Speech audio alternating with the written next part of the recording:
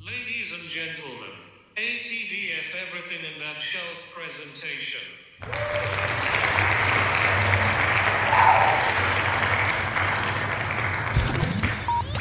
You're now rocking with TDF everything. Spoiled rotten.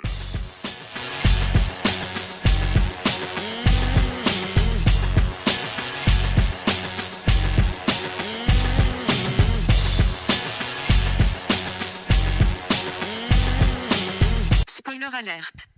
Welcome back, everybody. Hey. It's Spoiled Rotten with me, Daniel. And ban We're going to talk about some stuff today. on that shelf. Yeah, thatshelf.com.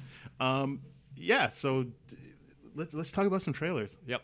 Tons of trailers came out recently. By the way, Very I exciting. guess to anyone who's new, this isn't a welcome back. This is a welcome for the first time to a podcast where we talk about trailers, we talk about news items, all around popular do some movies, wild mostly comic book. speculation. Yeah, and, see and how then- that intersects with our current society. And then we spoil a movie or a TV show for That's you. right. This time it's a movie, and you probably know which one when you clicked on it because it said Captain Marvel. Captain Marvel. Yeah, no surprises here.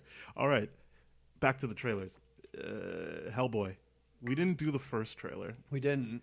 It was fine. No, it wasn't fine. It was more like, oh, I don't know why they did this. It But was then it was odd, the first trailer. I thought it was like, what are they going for in terms Yeah. of tone? And then this one is like a little bit more along the lines, but then it I just feel like It's this one interrupted. it seems less like he's copying Ron Perlman. Yes. It's hard to get away from it because like I thought Ron Perlman did such a great job. I agree. But what I think is great is that like it's not like I'm like, oh, it's David Harbour doing a Ron Perlman impression. It's like this is different enough. I mean, obviously they show you a lot of stuff from the first movie, like Right. how is it Dr. Broom, whatever, Ian McShane's character, is there when the Nazis bring him Yep. to life as a kid. He looks the exact same. So we know that all of that is similar, but he's got some new sidekicks. There's no Abe Sapien of apparently there. Yeah. Or I like Abe Sapien. me too. That's And exciting. Selma Blair's character, Liz something. Yeah. I don't remember. She gone. So those characters, not that I thought the actors would be there, but those characters aren't there. He's got a new team with is it Daniel Day Kim? Yeah, Daniel Day Kim. Don't know. He what turns he into a did. tiger. Thing? Yeah, that was really cool. I didn't know that I- character does that. I was like, I ooh, like this I is I interesting. personally don't care. That just Yeah. seems like something you'd keep for. Yep. Like they even kept that secret for Suicide Squad with El Yeah. Diablo. Like they didn't. But I they mean, that didn't had hint like huge implications. So that's what I'm saying. Like it was like, oh, I can't see, that's like- something that would have been nice to be. Oh shit, Yeah. he can do that. Because to me, like that transforming into a tiger thing, I don't think is going to be a win. Like a huge part of. Well, we'll see when movie. we see the movie. It's just the idea of like him flying around with the like the flaming crown avatar thing, and Yeah. him on that dragon. I think that's what's going to be like. Oh, that's going to dictate more of the end game. Yeah, I kind mean of that's a final lot like scene the stuff. last movie or the first movie Yeah. as well. That Yeah. that he goes full on Hellboy Yep. and grows out the horns. So that I was just talking about new stuff. Oh, I see. The new stuff seemed to be that he had a tiger friend, Right. and I don't know the woman's name, but she can fight. She can do that. They don't really give names to anyone in this, No. so you just have to kind of be like, all right, I'm looking forward to this. It seems like a good use of Mila Jovovich. As I said when we I first always like talked about seeing this, Mila I was Jovovich in like gothy kind of roles. yeah, and stuff I've like always that. been like that doesn't like get me excited because I don't really Yeah. equate her with like great movies other than He Got Game. But like, right. She's definitely. but like not this looks like yeah. a very good use of her like playing to her strengths, I agree. as you said, like the Yeah. gothy stuff. And I like the gothy stuff just because I'm like the stuff that I do like of hers is more Resident Evil, but that's not because I love the Resident Evil franchise, but it's just because it's one of those franchises that I'm like, this is gonna be a fun hour and a half that I'm gonna turn off my brain and just watch things, happen. yeah, so That's it. they are really leaning into the like different kinds of monsters he'll fight, which I like. That the trailer, I guess, yeah, that's what was good about this trailer is they didn't try and lean on comedy, Yeah. which the first one did to its detriment. I feel like I was kind of it was like, oh, like too like what because are you that doing? trailer, you're like, well, what was the point of making this rated R if this is I going to be agree. the tone of the movie? Like, because as I've always said, I don't really like. I'm never like, oh, it has to be rated R. Like, you can get away with a lot without an R rating. But if it's like an But, R like, rating, it better be justified in the storytelling. This aspect tone of it. seems to feel more R rated. Oh, like it the way definitely does. that people are being killed off and stuff. Like it's leaning into it more, and I think there's a better mix of humor and because Hellboy is a funny character, or at least I mean I've never read the comics, so I can't speak to that. I just know from the Guillermo del Toro films, his character is funny. Yeah, because he's making light of the situation that he's in. Yeah, and that's what I do like about the character is that there's some snippiness and all that kind of stuff, and like, oh, I see how serious this is. I'm just gonna make fun of it right now. I mean, I always like that kind of character, downplaying it, and you do kind of get a hint that he does have that like angst about. Yes, he knows he's a weapon for evil and trying to downplay that. So yeah, that's what I liked about the character initially, that he tries to make himself as affable as possible in those one-on-one moments, because he knows what he's ultimately made for. Yes, and I'm glad they're keeping that element. I agree. And I guess it'll just be different people to bounce that off of, which is fine with me. Is there anything else to talk about in this trailer? I don't know. I think it's one of those trailers that definitely, like, I know we're gonna review it, but I would never have said that Hellboy is something I've really looked forward to.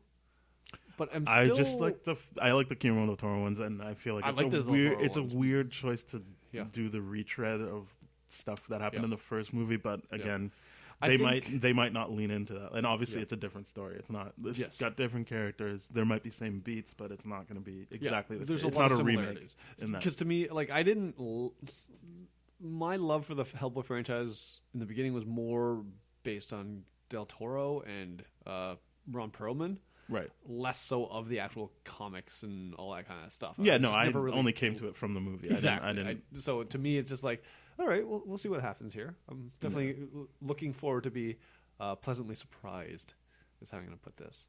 But definitely not a lot of expectations. I don't know if I'll be pleasantly surprised. I just feel like I'm hoping. No, I'm saying you gave your thing. I'm just saying mine. I was like, I think it'll go exactly the way I think it will. Fair enough. Yeah. So that's Hellboy coming out way sooner than either of us thought. But not sooner than it should have. It's just I thought it got pushed back to like June or something. Yeah. I thought it was going to be out like around that point in time too. But it was. It's fun. It's a funny date to put it in. So I feel like I guess try and make some money before Infinity or Endgame. That's what I think. Might get 2 weeks before. Because I also feel like them putting this out is also like, we don't think Shazam's going to do much damage. Like, it's coming out the week after Shazam, right? But they're not in the same market because they're Shazam not in the same market. Isn't rated R. So that's true. There would never be like. I would hope they wouldn't think they were going to like be competing with Shazam. Well, to a big degree, no. Shazam's definitely going for like the younger kid market and all that kind of stuff, and then proving that DC can be fun. Yeah. Which we'll see what happens. Yeah, we'll talk about Shazam in a bit. We will. X-Men. Let's talk about X-Men. Yes, sir. I just don't care about this movie. No one cares about this movie. No, I see a lot of people like, that's a good trailer. This is going to be good. It's a better trailer than the first one. But it's not saying a lot. I mean, we're talking about a franchise that's essentially dead, except for Deadpool after Dark Phoenix comes out. It's just like, who cares at this point? It's just like, it's not even that. I just don't like. Why would you remake X-Men 3? It just seems like it is 100%, like a wasted opportunity. It is. It's a 100% remake of X-Men 3 without making the Phoenix thing a subplot. Yeah, that's primarily. I'm just like, okay, so you give it focus, but at the same time, nobody really cares about this. And I haven't heard great things about the Jessica Chastain character, which and at this point, I'm just like, you can look that up if you really want to, or like it just because we're not spoiling the movie yet. I just feel like I wish you would, because I mean, I don't care if it gets spoiled at this point. Just the whole like you could skip forward like.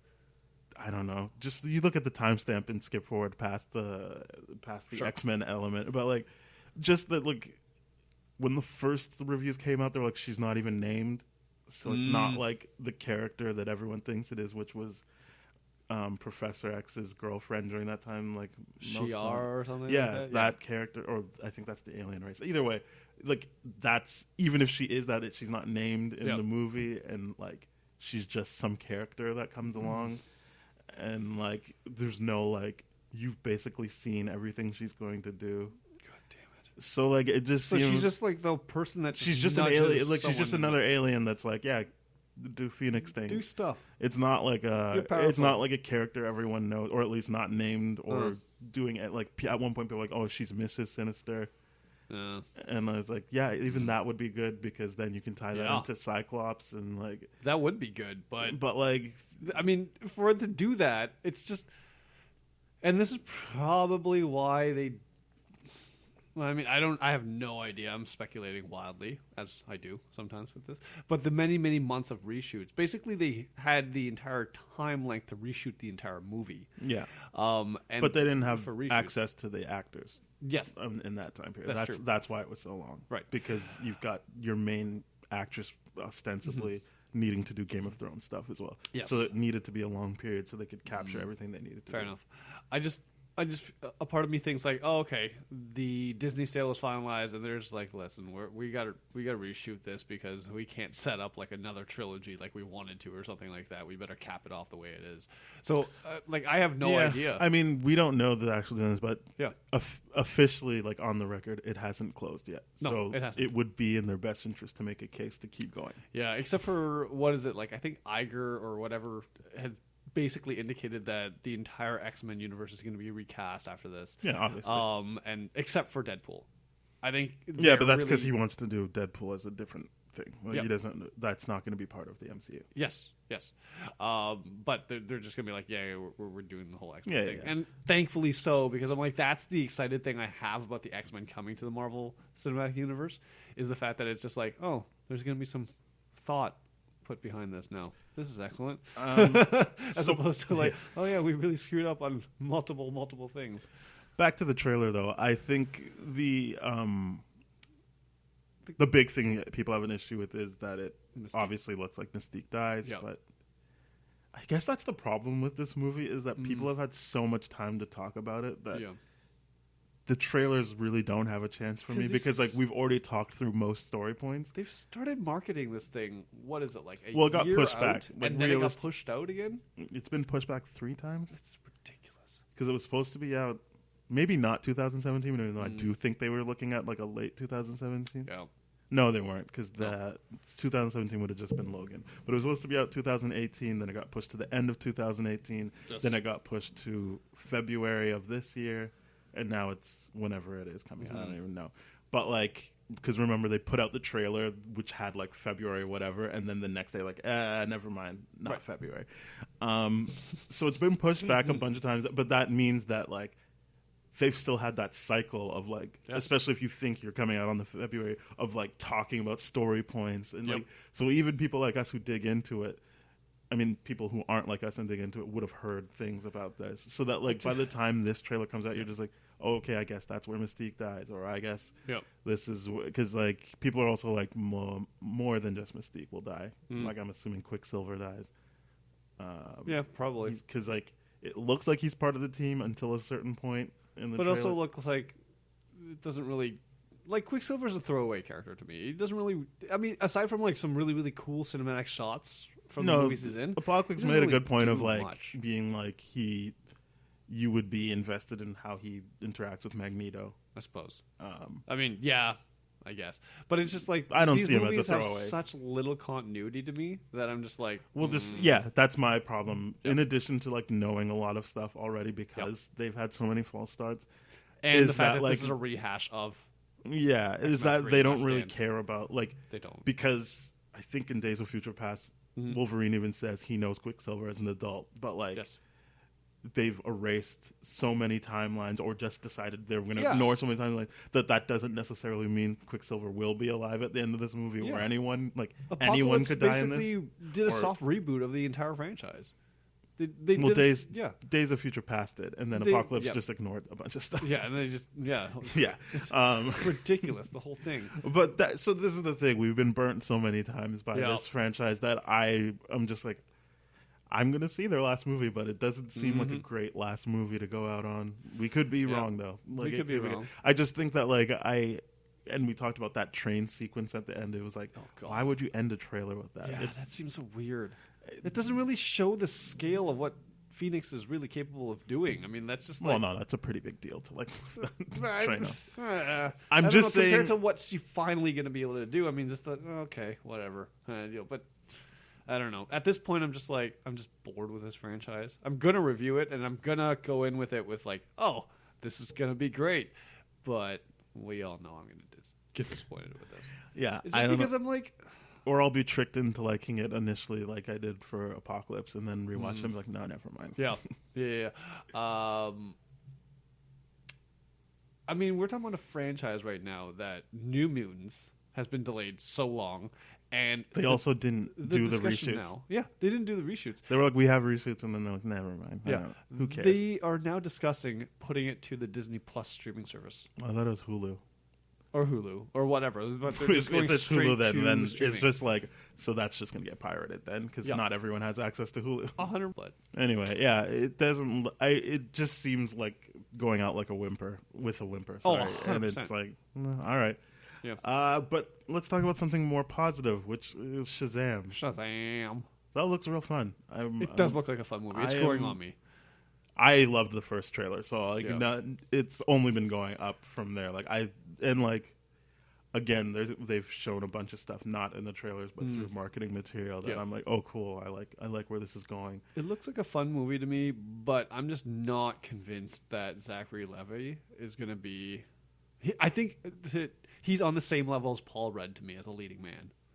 Oh, well, I mean, doesn't- the point. I think he was well cast in the sense that I like, do agree. He's very he childlike. definitely looks like he is embracing the like. Yes. I'm a child who just got superpowers. Yeah, he's like, well, Or I'm like- 15 kind of deal. Yeah, like when it's because he doesn't say it like that. He says like, I'm basically 50. Like he's actually like acting like a kid that like feels like no, you should respect me. Like I'm not a Look I'm not at a my stupid muscles. 14-year-old. Yeah. I'm basically 50. Yeah.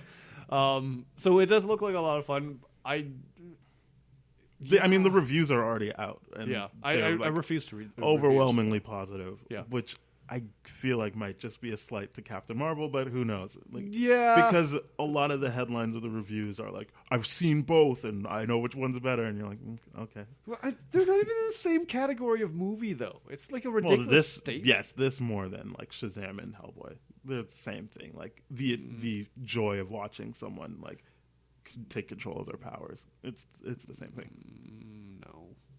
How is it not? The female empowerment thing is just a hugely different thing. Oh, okay. altogether. Yes, they're not the same movie. No, what not what exactly I'm the saying same. is, Conceptually, it's the same sure-ish, but- style. It's you can add whatever But I mean, flavor like- on, like you can add whatever like condiment you want on top of it. But I It's the guess- same meal though. But I don't know how I feel about that, because this is one of those things where Marvel gets her characters by accident. Her Right? powers. Yeah, but I mean, like, this guy gets his powers by accident too. But it's just like, I don't Again, know. don't get caught up on whether or not The if semantics, you I look get at the it. movie. Fair If you enough. look at the movie, you're like, it's the exact same thing. What I'm saying is, the people who would enjoy Shazam would enjoy Captain Marvel. It is the same audience they're going for. It is not. It's not this wildly different thing that like It's the not- I same. see where you're The saying it's same not young wildly women who would appreciate watching Captain Marvel can still find enjoyment in Shazam. It's not completely segmented. The same idea of capturing the young men who would enjoy Shazam applies to Captain Marvel. Like, you shouldn't try to separate them out of that either. The idea would be to normalize it so that everyone can enjoy it and not be like, oh, that's the girl thing, or that's the boy thing. not to say like that's the girl thing. I just think that that piece in Captain Marvel is so And again, big. I'm not saying they're Yeah. exact same movie. I'm Yeah. saying it's the same audience. It's the same idea. It's roughly the same story. Again, I can see stop that, maybe. I trying don't to know. make the analogy that it's the same progression of ideas. No, I'm just trying to What I'm understand saying it. is, if you're a marketer, you're marketing the same people for these two movies. You can lean into Oh, from the a marketing women thing. standpoint. Oh, You can lean into the women thing for Captain Marvel, but you are essentially, if you need to make the money you need to make, you're essentially attacking the same people. And So- what I'm saying is, I see what you're saying now. The difference Yeah. between Hellboy and these two movies is, I would imagine a lot more money went into Shazam and Captain Marvel The marketing? than Oh, yeah. Hellboy oh yeah. at any level, Yeah. because they already know they're going for rated R. Yes. there's going to be It's a limited relatively market niche there compared to these two, which are. So what I'm more saying is mainstream. these are both fun-loving superhero movies. Right. It's the same audience. I see what you're saying there. Okay, yeah. No, from if you're posing it from a marketing standpoint, trying to go for an audience. Yeah, okay. I get what you're saying. Cool. Yeah. I because at first when I heard, I should preference this by saying I have not had coffee yet. Fair so enough. a lot of this is not hitting me the way it normally does. But okay, and because I came here with my notes on Captain Marvel, Yeah. that caught me off guard. But I see what you're saying there. So anyway, what I'm saying was the Shazam love seems to be indirect, seems to be spiteful towards the Captain Marvel stuff. Yeah. That is what I'm getting at. Yeah. Which is ridiculous to me. But whatever. Yeah. So there's that. There's that element. But anyway, the trailer still looks fun. I think that I will enjoy watching it. To be clear, I will not be comparing it to Captain Marvel because I think that is not a DC versus Marvel already. I think that discussion's already taken place. That's as far as I'm concerned. Mm-hmm. So if it was like comparing Shazam to Captain Marvel, I'd be like, that's just a DC versus Marvel discussion. Right. But so I'm not interested. They're in that. not. Yeah, I get what you're saying in terms of they're not. It's not like they were like comparing Batman versus Iron Man in terms of who's the best billionaire. Yes. That I understand, but what I'm saying is it's the same audience they're like going for. Yes. They can lean into No, I agree. The girl audience power wise, with Captain Marvel, but when we talk about the movie, I would argue that it is important to who that will be important to, but yes, how those two movies function, I think, will be similar in terms of where they think their big moments will be. But that's to say also too that the majority of like PG Marvel DC movies are going after the same audience too. Well, this Correct? Shazam movie is legitimately, obviously trying to ape the Marvel thing of like, let's have a fun time. So even in that sense, they're going for the same audience. They're going for the fun-loving Marvel audience. Yes, as opposed to DC before. Yes. That was going for like, let's go for the serious audience filmmaker. Yeah, the that, people like, who love gritty stuff. Yeah. Gotcha. Now we're on the same page. Yeah. Got it. Cool. They're not really doing much with the villain in this. Mark Strong's. They're really not. It really disappoints me to see. But again, that also speaks to the Marvel thing of let's just make this about the hero. Yep. And I feel like that's what leaves I'm a happy better with taste. it. I would rather build up your hero because that's who you have to invest in. It's not like unless this villain is like Loki, where you're always gonna have to see him. But even then, you can keep building up your villain over multiple movies. If the idea is to be like, this isn't a character that showed up in Batman vs Superman or Justice League. You need people to invest in that character so you can keep going with him. Yeah, no, you've made a really, really good point in because I always like the villain, right? And you've made a good point of making it from the perspective of if you do something from the villain's point of view, you can't really do that because it's a singular goal and everything like that. Then the other argument you've made that's really, really good in this discussion is that if you're building a franchise, the first movie has to be about the titular character. The titular character, and then like the second movie can move away from him a little bit or something like that, just like how in Ant-Man 1 and then Ant-Man 2 or something. Well, like I mean, that. a better example is Batman Begins, Dark Knight. Yes, agreed. And I don't mean that they focus on the Joker. I mean that the focus started shifting to Harvey Dent as like something upcoming savior. Or yes. whatever. Yeah. So I think you need to double down. I don't know. I haven't seen the movie, so I don't know how much Mark Strong does. But I do feel like he will function like most Marvel villains, where it's like he'll have a couple of cool moments, he'll have some cool lines, but he's mostly kind of thing. Well, I mean, I don't. Other than like the Thor: The Dark World villains, I've never really thought they are ultimately throwaway. They're just not. True. They're not going for longevity with their villains. Like Ironmonger still is a big deal throughout all of Iron Man 1. Like you're not like, oh, whatever. That was just right. If you're watching that movie, you care about Ironmonger and how he might not stick with you over time, but I guess that's what I'm saying is like the villain still has a lot to do in the movie, but you're not like digging deep into him really. You just got to be like, yeah, I guess he just wants to fuck the good guy. Well, and to me, this is like, okay, this kind of speaks to. I really like the idea of that they kept Black Adam away from Shazam for the first one. Like, if they brought Black Adam in for the second one, that'd be cool. Yeah, but I mean, like, this really is not. It doesn't seem to me like a high stakes villain. It just seems like a villain, the first villain that he has to fight. I mean, what's good about it is that, again, he is the 15 or 14-year-old going on 15. So, like, going up against someone who could legitimately kick your ass is going to be daunting. Yes.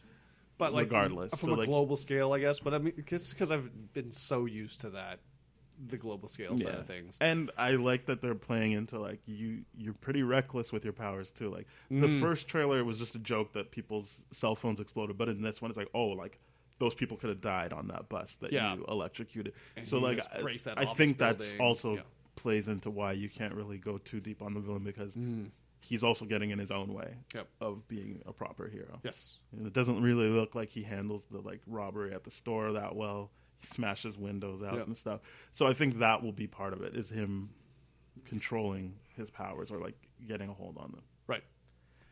Well, testing and verifying and all that kind of stuff. Yeah. That's... Do you have anything else to say about that show? No. They don't really get into the stuff that I've seen online. No, it just gives a little bit more tone and all that kind of stuff. I just like that kid. That kid is, and that's surprising. You mean like his sidekick, not the, because I think the more I watch that show, I'm like, oh, like that Asher Angel kid actually does feel like young. Yes, he does. And now that I know who some other information, I'm like, oh, that kid that they have playing his sidekick is a good choice for what happens later as well. I feel like you should again, if you don't want to hear this element of it, you can skip forward to the part where we start talking about Suicide Squad. It's in the notes. Look in the notes. So the big thing about Shazam is that he's got a marvelous family. Back when he was called Captain Marvel, yes, he was. So there's a family. So and they all get superpowers and they all grow up. That kid who was from It grows into, I think his name was Seth Cohen, Adam Brody from the OC. Sure. And I feel like that is actually a good thing. So he becomes a superhero. Okay. Ian Chen from Fresh Off the Boat grows up into people. There's the girl from This Is Us, like the youngest daughter on This Is Us, grows into, I think, Megan Good. So like they all like grow into, they're not focusing on these characters in the trailers, but like, my assumption is the bad guy's going to be too much for him to deal with, and they'll all come together. Oh, okay. And fight the bad guy. But, like, I think they did a good job, specifically with the main two kids that you see as being younger versions of who they grow into. The mannerisms seem to match up. I had no idea about that storytelling. That literally was spoiled. But at the same time, I didn't really care that much about Shazam. No. So I'm like, whatever. Very cool. I did not know that stuff. Yeah.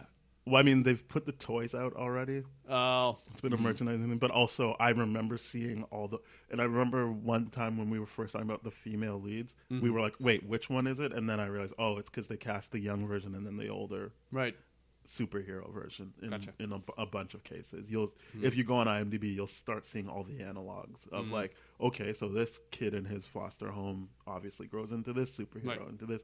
And I don't know their names. I just know that Shazam has an actual family that they can also turn into. I actually did know that there was a family thing, but I think because there's so many iterations of Shazam, there's one where like there's 5 kids that turn into Shazam. And well, I mean, versions of that. They don't turn into one Shazam. Right. They turn into their own versions, which I think this movie is going to get into. Gotcha. So and maybe it's just a shot at the end. Maybe they don't actually do anything, and it's like one scene with that group to go into the next movie. But the point is, I guess Shazam works well because he could very well just have his own Justice League, basically, and not have to ever deal with. So this kind of speaks to the same kind of thing that they're doing with the Flash movie whenever they get that off the ground. Because Ezra Miller recently said something in an interview that they're like, oh, they're looking to make a speedster universe or something like that. Yeah. Which I'm like, Okay, I thought they were focusing on single characters, but I guess they're focusing on different universes within the characters or something like No, that? I mean, Which is I wouldn't call fine. that a universe. It's more just like actually fleshing out the characters' like mythos, right? Sure. Like a Kinda like going to the big part Batman of rogues Barry, gallery like a or big part of Barry Allen is that there's other speedsters because Yes. that's the whole point of the Speed Force, that he taps into it and then Mm-hmm. learning about other people who are tapping into that Speed Force. So Yes. that to me doesn't really feel like, same with Shazam thing. Like that's just part of the DNA of these characters. Yeah. Is that you True. don't necessarily need. It's kind of like building on the Bat family, so to speak. Yeah, like it's just the same way that like you wouldn't be like, well, that's crazy that they put a Robin or a Nightwing or a Batgirl in it because like That's true. it's just that is Or that's the nature, Supergirl, and so it helps them be able to like. It helps them with the idea of like, oh, why doesn't he just call this person or that person? Because if you've got all these other people around, you don't ever need to cross pollinate with the characters they set up in That's actually Batman smart. vs Superman. I like that a lot better, actually. Yeah, 'Cause the it's crossover fine. thing It's is like- just not good that they do it. I mean, they have the option, but they also could get away with never doing that either. And they're a pretty reactionary company at this point in terms of like, Yeah, but like yes, they've set themselves up to like at least not look as reactionary. Right. Okay, gotcha. So speaking of that, Next news is Suicide Squad Yeah. casting is, or not casting, but like the roster has so been here's apparently revealed. here's the thing: the new squad will include King Shark, Yes. who they wanted in the first one and then didn't. Yep. Peacemaker, Polka Dot Man, and Ratcatcher, which I think they're saying Ratcatcher will be female. Yep. And act as like a surrogate daughter to Deadshot. Yes. We'll talk about the Deadshot stuff later, but anyway, so Peacemaker, they're saying that James Gunn wants Dave Bautista for that role, but Oh wow. who knows?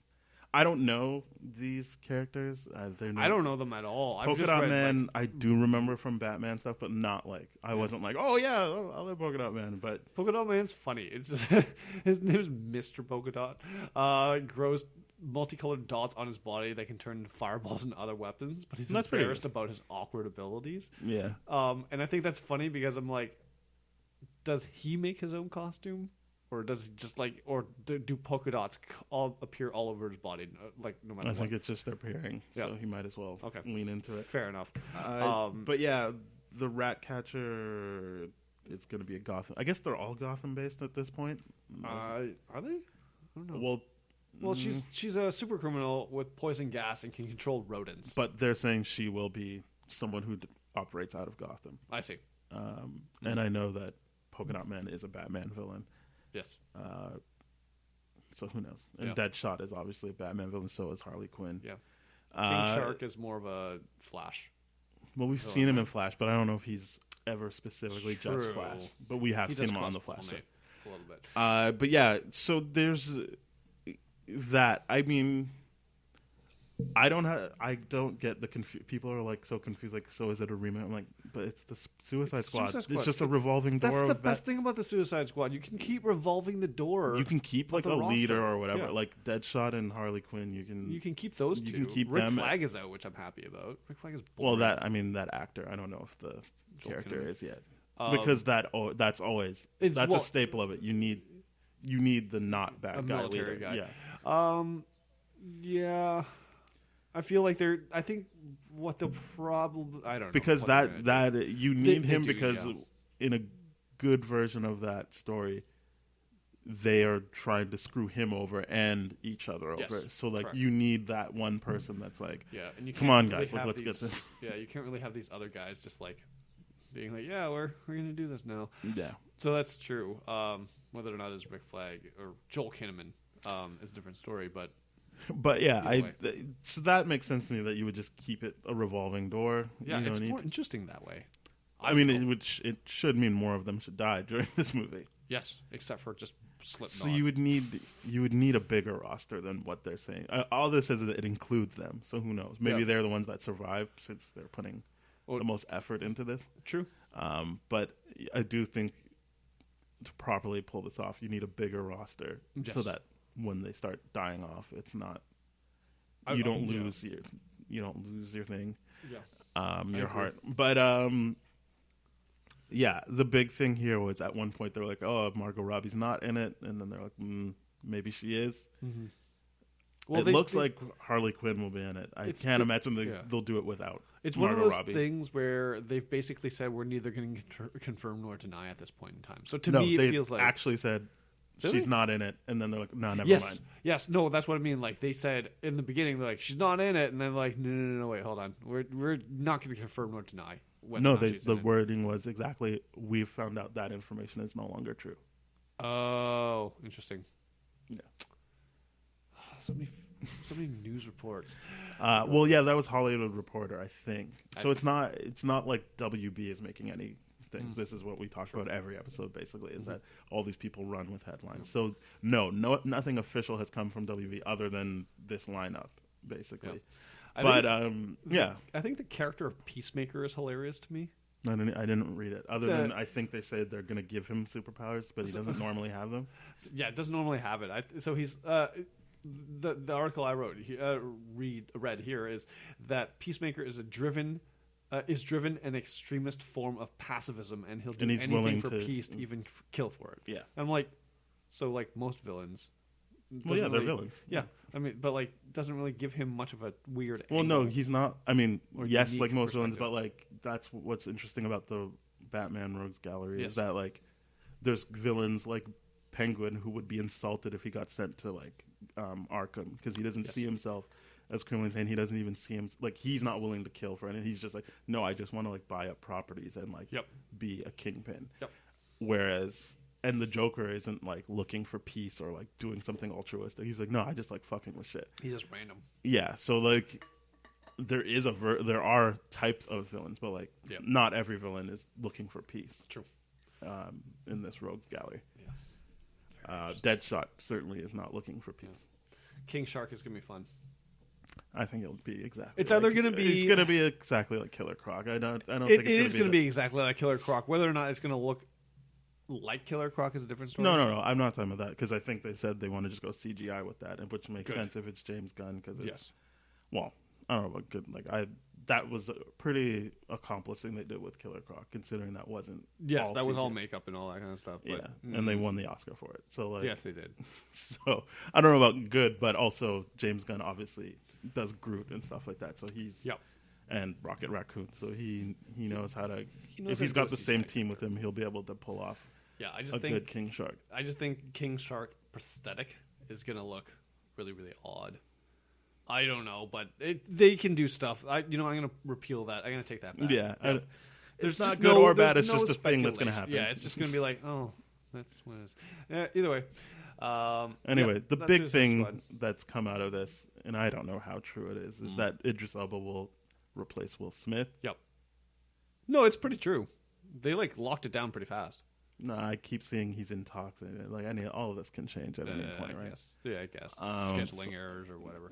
Yeah, if he actually sees the script and goes, nope. Which is he meant because if you remember the first Suicide Squad, it was like it's Ryan Gosling, Will Smith, Margot Robbie, and Tom Hardy, and then how many of those people stuck?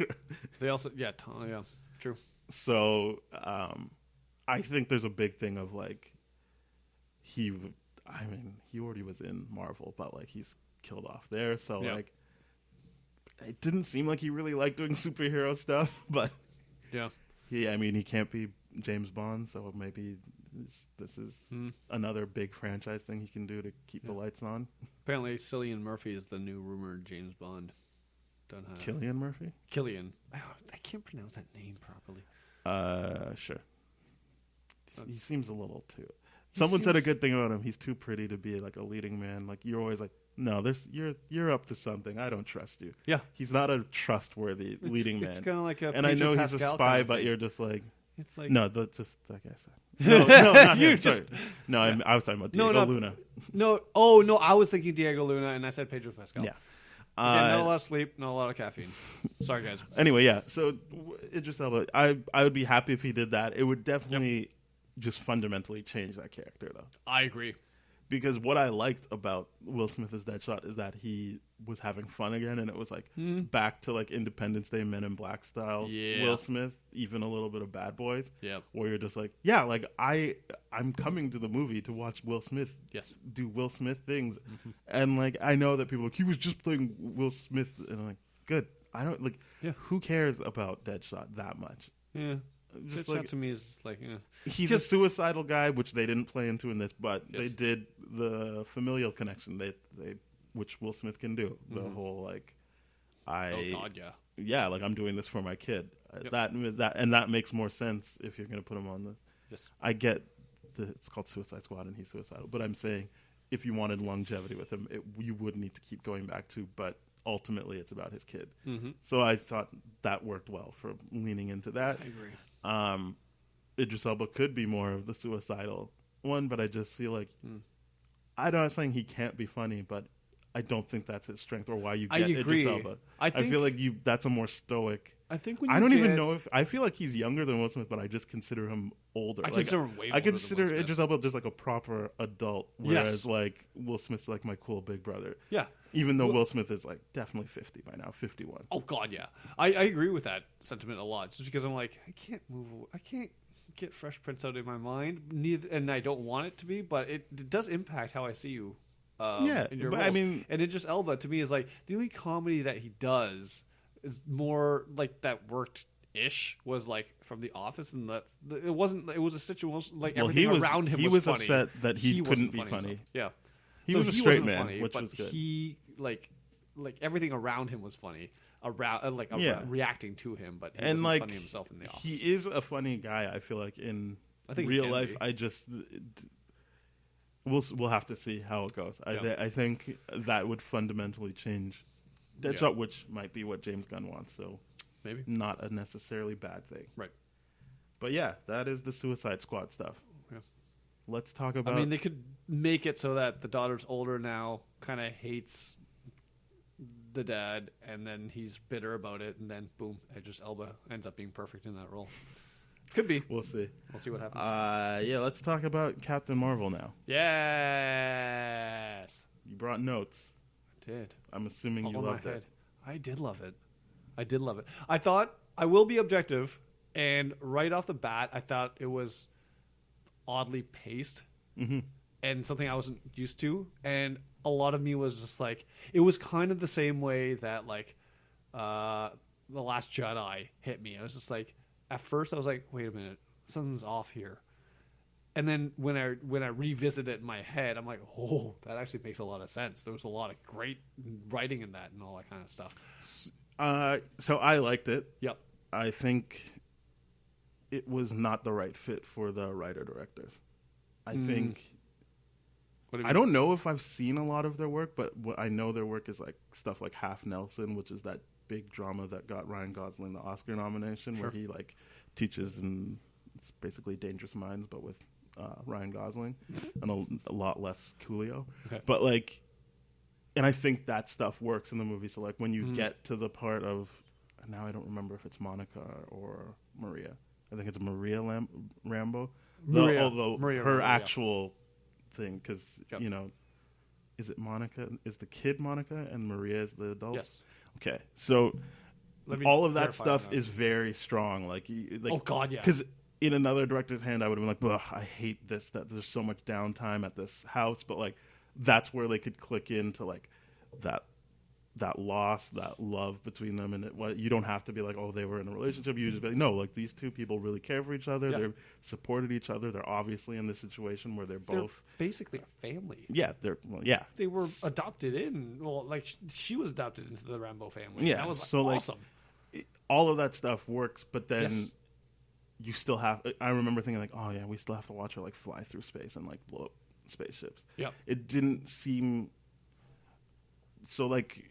The way Thor Ragnarok, and I'm not talking about funniness or what, but like the way Thor Ragnarok felt like a Taika Waititi take on a Marvel film, the same way Black Panther was definitely like a Ryan Coogler take. Yep. This didn't feel like these directors got to do their it did feel like, okay, here's where you guys get to play, but now you have to do this stuff. Right. I think you thought there was too much like heavy involvement from like Kevin Feige and whatever. From Kevin Feige, yeah. I think. Well, I mean, whoever is in charge of that stuff, obviously Feige, Sure. but like, I think that hurt the movie in terms of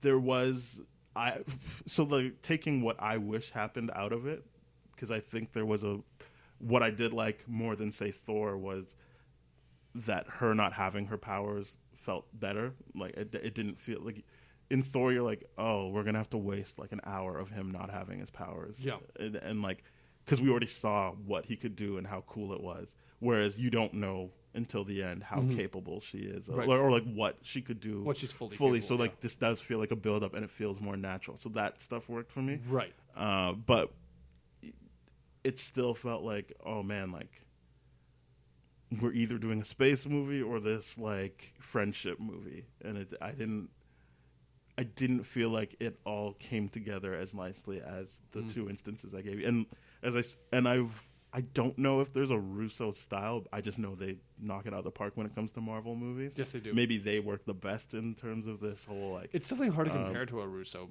brothers movie for sure. It's like I mean, Russo it's got the Captain the Winter Soldier vibes because of the Nick Fury element of it, who I thought was great. But before we get in too far into it, I thought everyone was great. I don't have like a weak link in the cast. I will definitely say that everyone was good. There was some sort of there was something that didn't click too well between the chemistries between the actors, but individually they were all great to me. Oh, I disagree. I thought they got the chemistries right. Really? I think all of that worked. The only thing is obviously the actress playing. Why do I keep forgetting? Monica?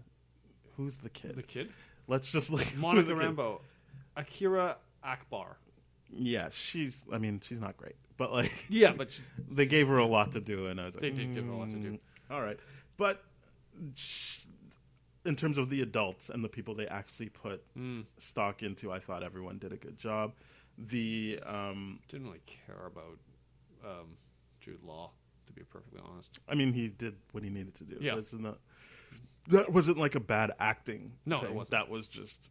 It was just like what I'm trying to get at is that his stuff doesn't really fit into the movie I think these directors wanted to make. Right. I think you get these types of directors to do all the Earthbound stuff. Not even all the stuff once Rambo and Danvers are back together. Interesting. That's what you get these directors for. That's where it felt like, okay, this is their vision. This is what they're going to do. So I would have kept the mystery going a little longer, and like had a lot more of it take place on that at that home. They don't have to, obviously. They made the movie they made, right. But I think keeping the mystery a little bit longer gives you more time to flesh out those characters and fall in love with them. Because again, I really liked, like, it's in the trailer, but like that moment where Captain Marvel like mocks the Skrull because he's like yelling at her and she goes, bleh! Like instead of having a quip, she's just like, no, fuck you. Like I was like, that is what I like about her, that she has all those different facets where like she does feel like a defined character of like, and like her type of humor when it came to talking to Nick Fury or even Jan-Rog, like I thought that worked well as well. I agree. I really like that. It was just like snarky, snippy, and it was. It worked really, really well. For me. I liked it. So I don't really get when people are like, "Meh, she's not that good." I think that she did a great job, and it was, again, I guess my big fault here is the writing. Like I would say the writing didn't really come together, but I think that's because it felt more Iron Man 2-ish because she was of how this character was positioned as the bridge between Infinity War and Endgame, and so like there's all this stuff they need to set up. So you, like, some of it works for me, like even though I'm like, why would you ever call someone Carol Avenger Danvers? But like I like that she had that was so weird to me. I'm like, but what the concept hell? Is cool that it was like he had that dumb name. I don't even remember what he called it. The Protectionist? Something like that. Whatever. But like he saw her picture and he was like, I really liked her, and like that, and that plays into why I think the relationships worked well, and the chemistry is that obviously she made such a big impression on him. That is his first hero. That is his first like. The Nick Fury stuff. She made him not awesome. want to give up on all of this. So the fact that he was like the Avenger Initiative gives it a different meaning. Like you think just like, oh yeah, he just came up with this thing where they were going to avenge us, and he's like, no, like this is like the Carol Danvers initiative. So, this is what we're doing, and I like that. Yeah. I agree. The fact that she got her powers from the Tesseract and stuff like that. That was cool. That was really, really cool. I liked that. But yeah,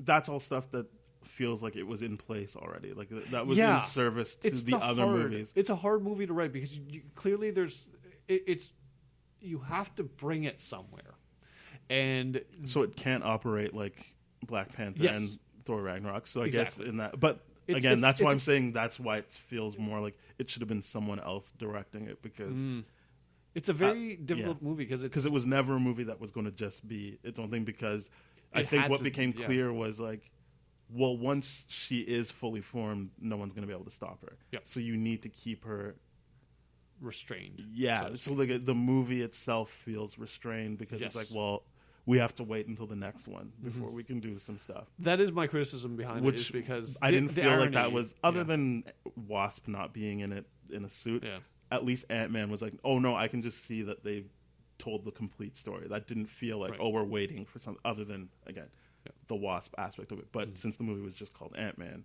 you were like, oh, this is how Ant-Man works, and that can work as a one-off story. Black Panther can work as a one-off story. And I know Thor Ragnarok is part of a trilogy, but that was essentially a one-off. Yeah, that was a one-off. It did set up Infinity War, but like that all felt like a natural progression in the way that... No, Thor Ragnarok sets up Infinity War. So I thought you meant Captain Marvel set up. No. Okay, never mind. Because I remember them saying this sets up the whole MCU universe, and I was like, yeah, this movie does. But I don't know how much of that came from these people they hired to direct and write it. And how much of it was like, you get this section of this movie. So you have to do this, this, and this, and this is the one place where you get a little bit of creative freedom. And they knocked it out of the park with that, though. I like that. I can see some people, and I don't think they're just hating because it's Captain Marvel, saying that part doesn't work for them because, as I said, it is two different movies. So you might like one or the other. You could be like me and be like, these are not, because I tended to not care so much about the space stuff only because I was just like, it's that prequel issue of like, well, I know nothing's going to happen to Korath. I know nothing's going to happen to Ronan. People didn't like Ronan. I thought that was a good use of it. Because I'm like, I thought it was a good use of Ronan. Because like no one cares about Ronan the Accuser or Korath. It's just, but it's like if you have room to like add characters that people know, why not slot them in there? Like I like that kind of stuff. Well, that's like, essentially the comic book thing. Yeah, that's right? or like how like in Batman Begins, it's like, hey, like there's gonna need to be someone who goes to jail to show the system that the Scarecrow has with the mob. Right. Why not make that Victor Zsasz? Like that's a character people kind of know from the comics. Just put him in for that one moment. So like if the Kree are working together, everyone already knows that Ronan is a Kree. I didn't know Korath was, but he is obviously. Why not put them in there and have them fill out the castle? That kind of stuff I like. To your point, it builds up the comic book aspect of everything. The hardest string, it is a very, the moment I started thinking about this movie after on Friday was like, this is a very it's a very restrained movie in the sense where it has endpoints of knowing that Ronan's in it. You know that it's got affiliations with Guardians 1, and then it's got affiliations with this and this. And so it's like a movie that has to work within a sandbox. It's a very constricted movie. And the irony behind that is the whole subplot is like, break free of your constraints. And I'm like, there's an ironic element there where I'm like, oh, this is weird. So you're right in the sense where this doesn't feel like its own movie. And that's why the thing, it paces weird because of that too.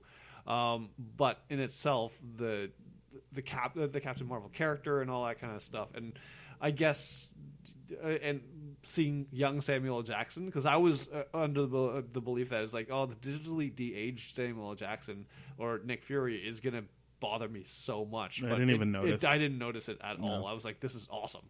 And But that's then also because he hasn't aged in like 20 years. fair enough. But like Clark Gregg with Agent Coulson, seeing him back and all that kind of stuff, that was. I would have to see again. I was like, I thought they were going to lean into DH? that. I Yeah. don't know. So I thought they did DH him. No, I know, in but the sense like, where they it probably didn't gave him a look little like bit more anything. hair or something like that. Yeah, it didn't look. Or a DH. different hairline. But it's is one of those things where I'm like, I thought they were actually going to lean into the Clark Gregg, Agent Coulson stuff a little bit more. Did your audience clap when he was on screen? No. Mine They did. clapped when Stan Lee was on screen. What I liked about, like at the beginning and in his, The beginning and during the cameo. I liked the beginning a lot. The but beginning was awesome. What I liked about, we're talking about the Marvel logo. 10 logo. Instead of showing scenes from the movies, they show all of his cameos from over Yes. the years, which I liked. But what I liked about his cameo in the actual movie proper was like, you know who's gonna like this? Kevin Smith, because it's him going to shoot mall rats. Yeah. And Kevin Smith just had like a tearful like Instagram post of like, oh my god, I've been like referencing these movies all my life, and now they're referencing me. Am I part of the universe? Did I like survive the decimation? And like, It's like the age-old question, how in like Fast and the Furious franchise, in Fast and the Furious 1, you hear, I've got hosed by Ludacris. And then Too Fast, Too Furious, you have Ludacris in the next one. So it's just like, that was by Ludacris, not by whatever character he plays, Taj or something like that. Yeah, so he's just fucked. He's just like, oh my god, I can't believe. And obviously Stanley's a friend of his. Or whatever. Yeah. So like that was a nice little thing they did there because that is a '90s movie. Not my favorite Kevin Smith movie, but it's the Stan Lee Kevin Smith movie. Yep. And I was just like, I can't wait to hear what he thinks of this. So that was nice. But and also just that was a cool little. That was a nice thing nod to for tie it everything. into the '90s as well as give Stanley another thing. I guess he'll be in Endgame, and that's it. I think so. Oh, that'll be sad. It's a sad thing. Yeah. But I think what else? So I guess we should talk about the Skrulls. Yeah, that was you know what? And then I that was one like of those it because things, I don't like using like, oh, you don't know who is who. I agree. Stuff. That, I to like me, how they played if they it. set up Secret Invasion and like that was like the Phase 4 thing. I'm like, I don't want to know that some of the characters we've been following for the like past whatever years are secretly Skrulls. It doesn't stop them from doing it because we just focused on those nice Skrull. Yes. But like, it's true. It doesn't. But like, I like that this movie didn't like try to set that up. Like with like a post-credit scene of like that's a good point. Nick because, Fury turning into because that's a good point because these Skrulls could be like the ones that are like, no, we're legit refugees and we're just trying to find a place, and then there could be like a rebellious sect or something like that of the Skrulls that are like, no, we have to destroy and everything like that. So the Skrull, what I liked about their inclusion was it was one of the coolest like origin sequences I saw where they're like basically like in her brain going around like it's a VHS, like whoa, go back, and like just the way he's playing it, you're like, I was like, that doesn't sound like a villain. Like he just seems legitimately interested in what's going on, and so I like that because I was still like, nah, he'll be a bad guy somehow. I don't trust him, but like the fact that he was just someone who's like, no, this person is the key to us being able to survive or me being able to see my family again, right? And he's not a villain, and he's just like, well, I'm gonna fight anyone who tries to fight me, but I'm not here to like take over. Like we have no home, and I'm also looking for my. Like I thought that was. I wish they. This is what I was talking about drawing. I wish they had more of him like going through her stuff like before the reveal of who's doing it, and like try like just that cool way that she's like, wait, what? Are you hearing that voice? Or like that. I like that Annette a Bening lot. keep looping in and like. And her then being from like different perspectives too. It's just like, oh, you're over here now. You're on my left, and you're on my right, and it's just all this kind of stuff. That was really innovative, and like I was like, this is engaging stuff. I like really like that. Another thing that Kevin Feige said ahead of time, like you haven't seen an origin story. I was like, I can't think of like there hasn't been an origin a way story of digging like in before. with that plot device, like that storytelling device of like someone who's genuinely like looking at your memories that way, or like piecing together your memories because like. Obviously, Annette Bening didn't do that. Like he was like forcing the issue and being like, all right, just focus. We're almost there. Please, just focus. Yep. Like that coaching her through it. I really like that stuff. That was really, really fun for me. I was like, this is... Yeah, I agree. That was really, really good. And that's what, like, to me got me a little uncomfortable, but I liked the uncomfortable because it was just like, yeah, this is not. They're absolutely right. This is not a traditional origin story. And even like the idea that she would never have come back to those memories had it not been for the Skrulls that kind of dig around and all that kind of stuff, and that this whole sequence of events happening, that was really, really, really cool to me. Yeah, I don't like that they called her Veers. It seems like Vers is obviously right? Like if you just have the VRS, I'd be like, yeah, it's Vers because her name's Danvers, not Dan Veers. But come on, because they had the half the thing, right? Yeah, so it's Vers, not Veers. It's not VEER. Yeah, to me that's whatever. That didn't bother me as much. I took off 3 points just for that. I really, really enjoyed Ben Mendelsohn in this. Yeah, he did a good job. He did a great job. It's weird that people are like, he's such a good villain. I'm like, he's not a villain. What the hell? I don't like when people. This is why I don't like knowing people's opinions ahead of time, because they have to kind of keep the ruse up. And I'm like, well, don't just flat out lie. Yeah. There's ways to talk about it, I guess, if you have to. Of being like, wow, this was a very interesting performance. You don't have to get it. You don't just have say to... generic stuff. That's not committal. Like, every athlete interview. We have to drive he's hard. not a villain, and he's only ever really positioned as a threat to Captain Marvel, not necessarily anyone else. Yes. Anyway, I did like that switch. It was like I knew that switch was coming, but I'm like, when that switch came, I was like, that was very satisfying. Very satisfying. Well, I mean, I can't say with certainty was well that I just appreciated that that's how they were going with the Skrull for this or the Skrulls for this movie. Yeah, these particular Skrulls, anyways. So yeah, I mean, let's talk a little bit more about, I guess what can we say? One thing I want to talk about. I guess I had this open and I could have looked at it the whole time. Monica Rambeau, the kid, does turn into Photon. Which they did some foreshadowing there when she's like, well, will I be able to see you? And then I think Nick Fury was the one who was like, if you learn to fly to her or something, which she will eventually do. Cool. I hope they keep her around. They don't have to keep that actress. She can grow up. No, but like, definitely gonna grow up. But that she becomes like and actually at one point leads the Avengers. Oh, cool. I don't know if they go that far, but she is like a big deal. Right. A very powerful character. That's awesome. So I like that they planted that seed there, because I think initially when they were like, this actor is playing Maria Rambeau, people were like, you mean Monica? And then later on it was like, okay, there we go, Monica is played by a girl. Got it. I didn't know that. It's very, very cool. So there's like obviously stuff building towards the greater universe, but there's also stuff building within Captain Marvel's universe as well. Kind of like it's the not Spider-Man Homecoming, where he's like, yo, I can't have that shit around here. Like the Prowler, Don Glover's Prowler. It was that. Like, my nephew is like around this area, placed around this area or something like that. Like that kind of stuff to build that universe, but small, subtle stuff. Except for that, you actually see the bond that Monica and Carol have. Much more fleshed so like you would care about Monica if she got these powers. Like I agree. I mean, obviously people care about Miles, but he wasn't on screen, so it's not as palpable as this. And again, going into why you get these directors, all of that works. The relationship, I think that family unit really worked. That was a well done piece there. Usually that's the part where I don't care that much about. I didn't care. I cared about the family stuff. I did not care that much about the stuff where they're on the, what was that? The planet where the Kree were. Ohala? Yeah, I was just like, and that stuff wasn't my favorite, but I did think there was a strong opening, like when they're going to the other planet to like. Yep. Where they find basically Thanos. The first mission. That first mission. I like their banter in there. Where he's like, "Am I laughing?" He's like, "But you never laugh." He's like, "I do." On the inside, I'm like, "Oh, there's some Drax in there. That's some nice." That stuff. was so funny to me. I was like, "Wow, that was a good use of Jaimon Hansu. Like, way better than Guardians of the Galaxy." It was hilarious. I really like that line. It's like, it's funny because objectively, you're a very handsome man. He's like, "Well, thank you," and that was it. That was so much.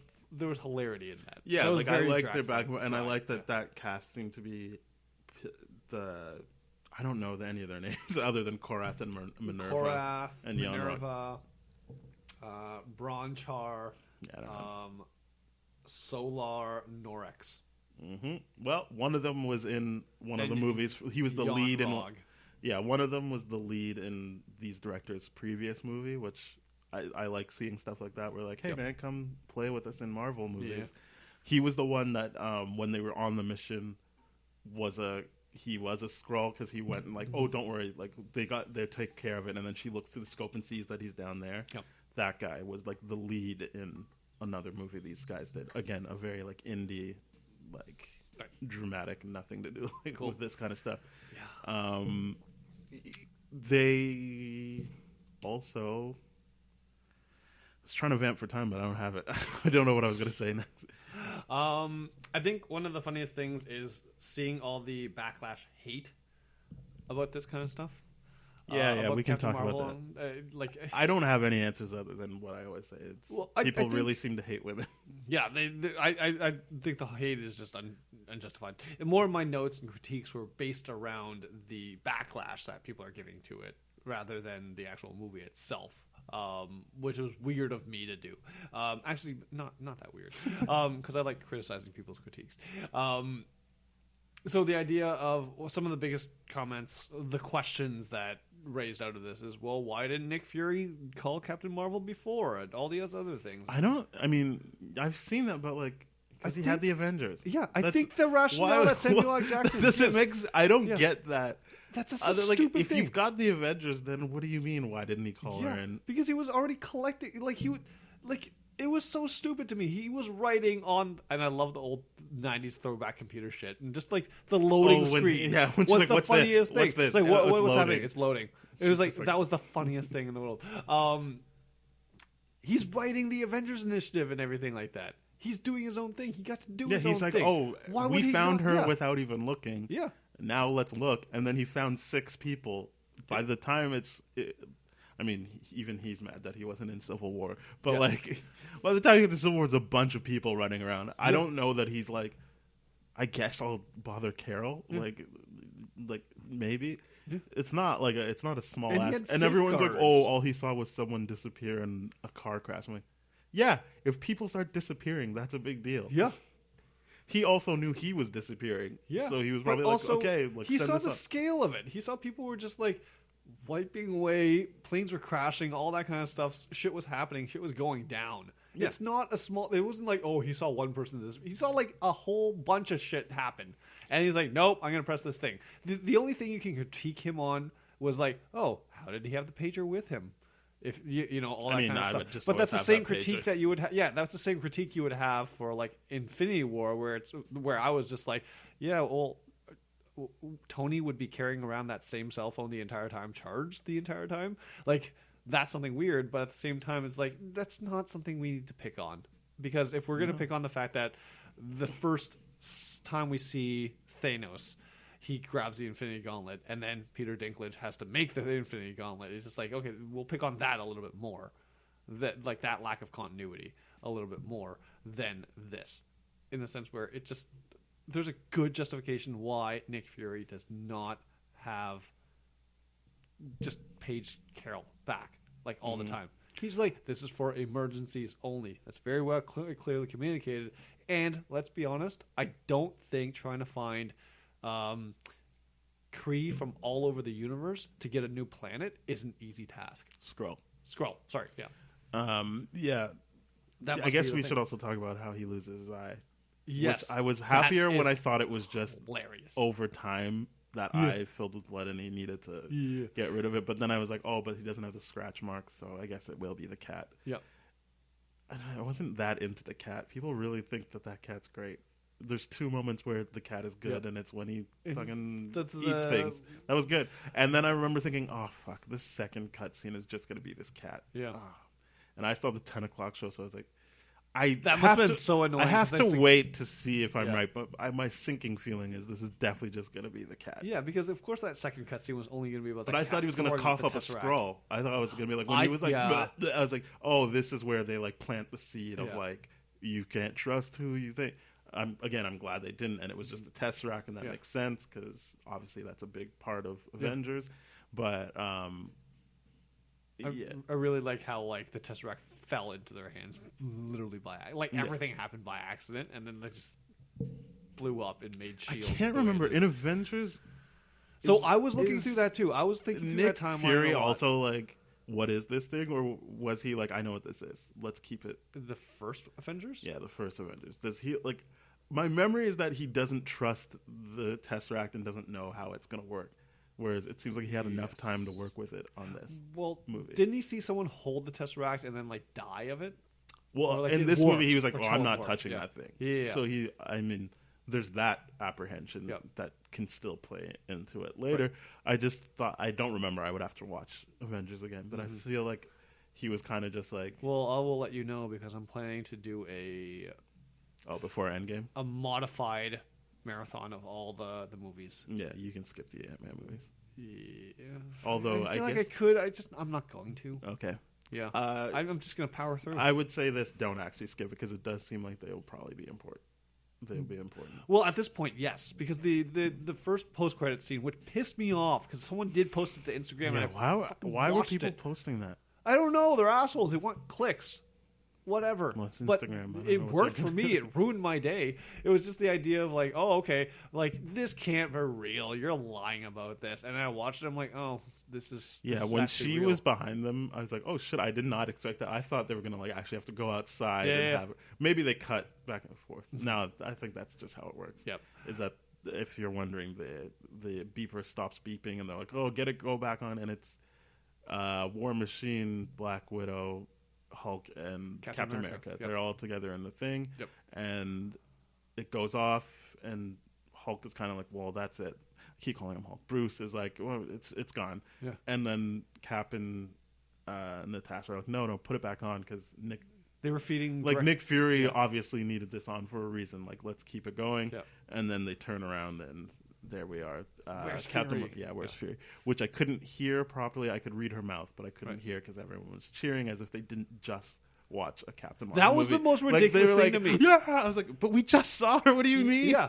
when people cheered for the fact that, oh my god, it's like Captain America, Black Widow. Like, I'm like, okay, that's a good cheer. But I'm like, we just sat through a movie watching her do shit. And I'm like, the only criticism that I actually do agree with against this movie was like, she looks the exact same there as if, like, whatever. Yeah. And I'm just like, okay, that's fair. They didn't think that part through, maybe. But, like, you could also say, like, space ages you differently or whatever. Yeah, I like, would always assume that. Or also, yeah, she's a human, but she's got all those powers. Like, that probably does something to your genetics where you're not going to... Because, like, yeah, at like this how point, do it would Kree be age? It would be 20 years. She's Like, got she part might... Kree DNA in her. Yeah, she's got Kree blood now. So that would age you differently. She's got Marvel. Like, and I really like how they did that too with Annette Bening. They made her. they made her Lawson. Yeah. Lawson and Marvel. It was great. Yeah, I would say again. I thought she did well, and so did Jude Law. But they didn't give those two actors a lot to do, which happens. Like, it's not like that's more my critique against Jude Law. Is like, you didn't get a lot to do, and I expect a lot out of you because you're really good. He's fine. Yeah. He's fine. And I think I'll always come back to that's because the people they got to write and direct. Yeah, I think that's not their thing. I think and that's a very so good then point. this movie does feel like, well, you have to have this element, right? And then you guys have time to play in this area, right? It didn't seem like they were that interested in his stuff. Yeah. So I think the interesting thing now is... But I did like when you think they're going to have a final showdown and he makes the case for, like, fight me without your powers. Oh, my and then God. she's like, no, fuck you. Boom. Yeah, I love that. Yeah, that was great. a nice little... And anyone that is going to critique against that, I want you to think about the Indiana Jones scene where the guy's going crazy with a knife and he just, like, shoots him because he had food poisoning and he's just, I'm not doing the choreographed fight scene. It was two Harrison Ford moments. Yep. It was Han and Indy. Exactly. Just shooting first. Think about that for a second and put that in your pipe and smoke it. I didn't see any criticism, but I also didn't look for it. I saw... I'm sure there is. I just feel like... I'm pretty sure I saw some criticism. I was like, why did you do that? She should have done this. I'm like, why? No, that's why? Stupid. If you saw that, that's stupid. That's a stupid... Yeah, that's a stupid thing. Like the whole like, oh, I'm going to manipulate you into giving me a chance to fight you and try to beat you. I'm like, yeah, but you can still kick your ass even if you lose. Like, she loses. Like... It's a dumb thing. So just like the whole photon thing, right off the bat. Cool. Got it. Love it. Good stuff. Don't waste my time. Got nothing to prove to you. Just I'm gonna beat And you. she said, "I don't have anything to prove to you." Yeah, and I love good. that. I don't have anything to prove to you. Yeah, it was fantastic. I think the interesting thing is of that first post-credit scene or that mid-credit scene is that what we know is that Captain Marvel is right away going to be a part of Endgame, like right off the bat. And I think that's really, really cool. So the ultimate argument now ends up being where the savior ends up being more. There's more evidence for Ant-Man being the savior for the quantum realm stuff. Because I mean, just because you have an overpowered I've read character stuff. Someone claims they know the first 2 acts of Endgame, so I read it. All of it makes sense, especially now that I've seen this mid-credit scene. So I'm curious. You want to share? It's same kind of divide and conquer thing. So Ant-Man will lead people through the quantum realm. Captain Marvel will lead other people through other stuff. And it becomes less about fighting Thanos. Obviously, that will have to happen at some point. Again, they don't have the third act. They just, in very great detail, talk about the first 2 acts. Gotcha. And it does, if they're right, it does seem like Tony comes back fairly early, too. Right. And that they all come together and they're like, okay, you guys go this way, you guys go that way. They realize because of Captain Marvel, oh, you can recreate the Infinity Stones because she basically, her makeup is the Tesseract. Like that's a thing. So like, obviously if she can embody that, we can figure out ways to like keep replicating this stuff. And then it's that heist thing they talked about where it is this heist where they try to like, they don't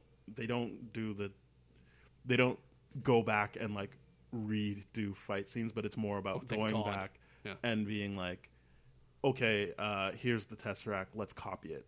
Boom, keep it moving. Okay, here's this. Boom, let's copy it. So hence the if this person, New York stuff. If and all that kind of stuff. this is right, again, it's on Reddit. Like it's just one of those things where like anytime it matches up with what we know, it's like, well, I mean, that person just could be a very good writer. Yes. So we're not saying this is factual in any way. It's just what like they said. Wild speculation. What they said was it lined up with that mid-credit scene in Captain Marvel, where obviously she's there early enough. Yeah. But we don't know at what point that scene happens. But so I think the funny thing too is like, of course, Iron Man would come back relatively soon, of course, because to me, we already know from the marketing material and the toys and all that kind of stuff where they all have the quantum realm suits. Yeah, but if it's a 3-hour movie, that doesn't mean that could be the last hour. Going through the quantum realm. That's what I'm saying. Like, we don't know where these things are happening. True.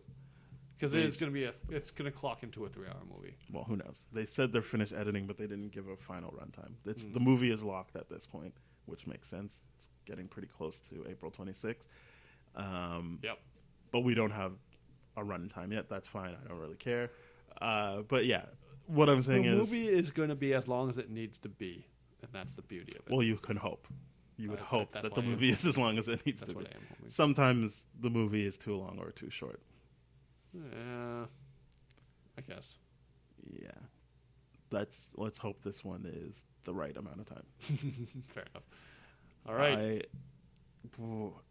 Have we talked about everything? I think we have. There's not a lot of characters. I mean, except for the soundtrack. I mean, I fucking love the soundtrack. I feel like because they did No Doubt I'm Just a Girl for one of the fight scenes, and I felt like my audio was very muffled on that. Like her stuff came through, like the diegetic stuff, but the fact that when I was playing it sounded like, and I was like, what the hell is going on? Well, they definitely like amped up the audio for certain lyrics of that song. Yeah, it just sounded all muffled to me. The whole thing? Yeah. Oh.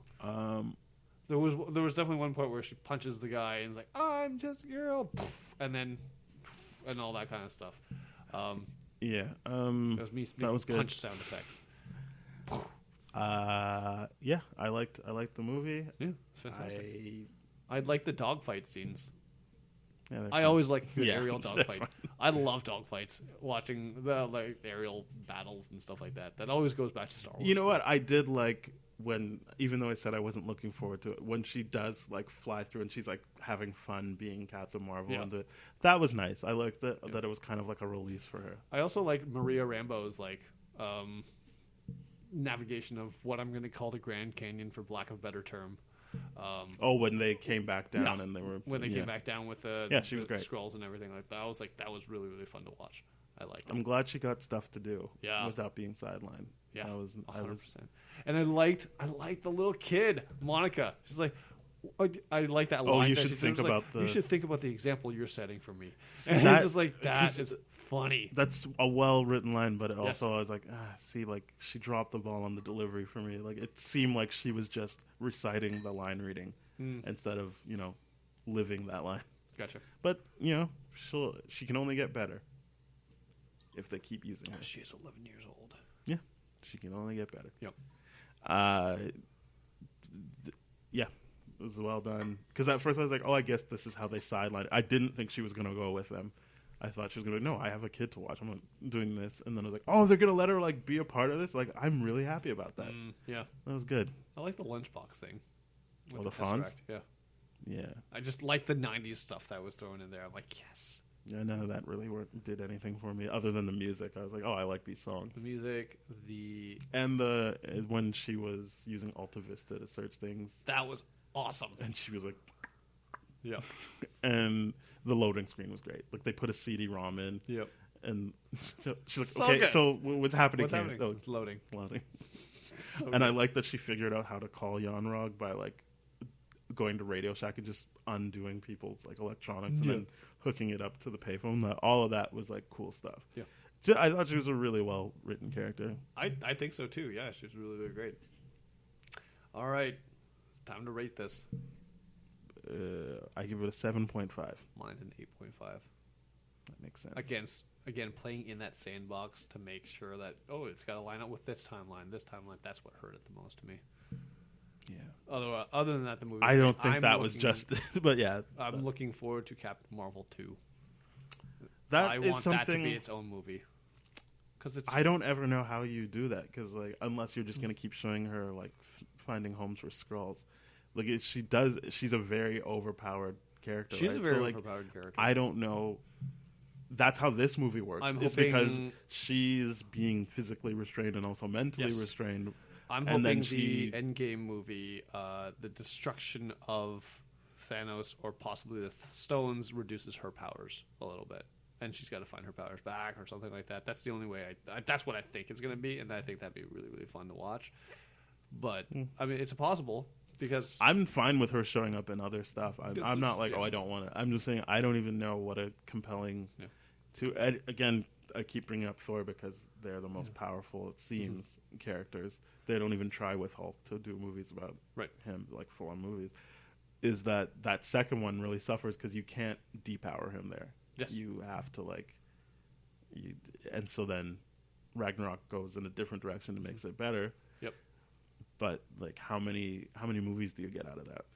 fair enough. But yeah, I'm looking. I just want Captain Marvel to have genuinely her own movie that didn't have to fit within a sandbox of you have to go here, you have to bring it here, you have to bring it here. These characters are going to live here and all that kind of stuff. So for them to, and because the thing too, we don't know what's going to happen with the Adam Warlock tease that they had at the end of Guardians 2, because Adam Warlock is friggin' overpowered. Yeah. And I think like the only way to go forward in Phase 4 is to destroy the Infinity Stones. If you destroy, because like once you destroy because the whole universe is predicated on the fact that if the Infinity Stones still exist, that they're always constantly going to be searching out for the Infinity Stones and chasing around them. And I think after 10 years of storytelling, it's time to retire the Infinity Stones. Yeah. Sure. I don't think people think about the Infinity Stones as much as you do.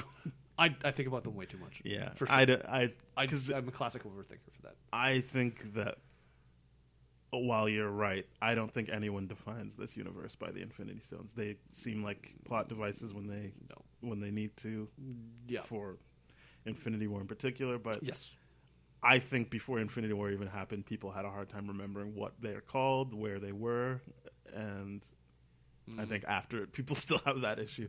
Well, I think I definitely acknowledge the fact that I am I think a lot about that and this kind of stuff in general. So a lot of what I'm To be saying clear, I don't is think you're based on wrong. that. Like, Yeah. sure, move on from it. But also, I don't think that people, on the whole, care about the Infinity Stones or feel that. Well, I think they do now. That it's like Yeah, the for these gauntlet two and all that movies. kind of But, stuff, like, yeah. I don't think people think about it if they're watching Thor Ragnarok or No. watching No, you're like, any of the absolutely other right. movies they like. Yeah. in- Well, I in mean, this thing. they did to a degree where people like us were like, "Where's the Soul Stone? Is it going to be Is it going to be shown here? Is it going to be shown here? Is it going to be shown here?" Like that. That was the degree to it. But I don't think Again, I think that was a very small. it was a very thing, small. and it wasn't even really me. I just was kind of like, oh, That shit. was definitely me. That Yeah. was like, "Ooh, they're going to put the Soul Stone in Wakanda." Yeah. and I was like, "No, that's stupid. Why would they do that? They And- already have vibranium. That's like, Yeah. yeah." Anyways, Anyway, 8.5, strong movie, was a strong good character, movie. loved it. Good times, stop hating, everybody. girl power. Let's just go to thatshelf.com to see other podcasts like ours. Yep. Because we're part of that podcast network, and it's a great network to be a part of. If you want to see other episodes from us from previous years, go to tdfeverything.com/spoiledrotten. You'll see our social media coordinates and any way that you would need to get in touch with us there and on thatshelf.com. Yep. So do that, subscribe, rate, review, all that great stuff. Yep. Cheers. Bye-bye.